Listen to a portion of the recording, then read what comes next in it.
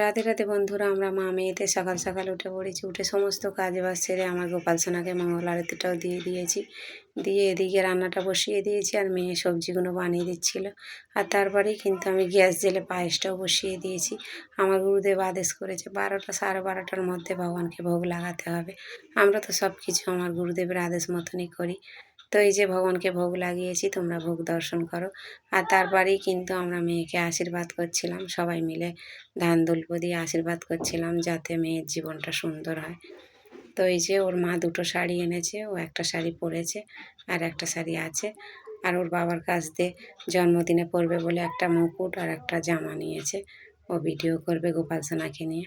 তো বলছিল, মা 2:30 বেজে গেছে, তোমরা প্রসাদ পেয়ে নাও, আমি কিন্তু আমার গোপাল সোনাকে নিয়ে এবার ভিডিও করব।